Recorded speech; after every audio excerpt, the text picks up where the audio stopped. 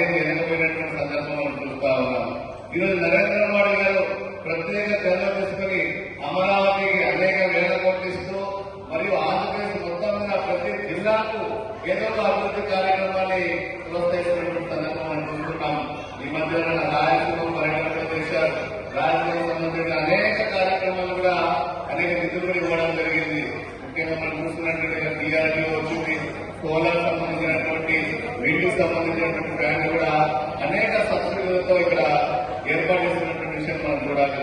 అదే కాకుండా ఇక్కడ రాయలసీమ ప్రాంతానికి పర్యాటక రంగంగా అభివృద్ధి చేద్దామని చెప్పిన సంకల్పం చేసిన వారికి ధన్యవాదాలు చేసుకోవాలి.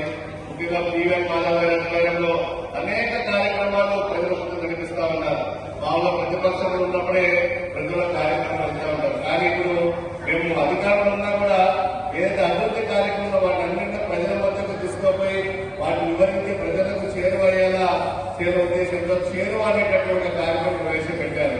ఏమొక దీని ముఖ్య ఉద్దేశం అంటే ప్రభుత్వ పథకాలు ప్రజలకు అందే విధంగా చూడడం దీని యొక్క ముఖ్య ఉద్దేశము. ఈ కార్యక్రమం కూడా త్వరలో పార్టీ ప్రజల ముందు తీసుకోబోతుంది. అదే రాబోయే స్థానిక ఎన్నికలు ఖచ్చితంగా రాబోతున్నాయి. భారతీయ జనతా పార్టీ కూడా దీనికి సిద్ధంగా ఉంది.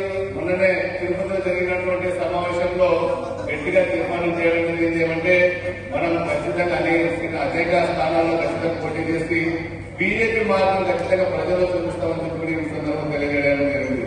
కాబట్టి ఈరోజు ఒకటే ఆంధ్రప్రదేశ్ అభివృద్ధికి భారతీయ జనతా పార్టీ నరేంద్ర మోడీ గారు మా అధ్యక్షుడు పీవీఎల్ మాధవ్ గారు కట్టుబడి ఉండడమే కాకుండా అనేక వేల కోట్ల రూపాయలు ఈరోజు నిధులు సమకూర్చి సహాయం చేస్తున్న సందర్భంలో వారికి సుమన్ టీవీ తరఫున ప్రత్యేకంగా ధన్యవాదాలు తెలియజేసుకుంటూ రాబోయే రోజుల్లో సుమన్ టీవీ అభివృద్ధి చేయాలని కోరుతున్నాను. జై శ్రీ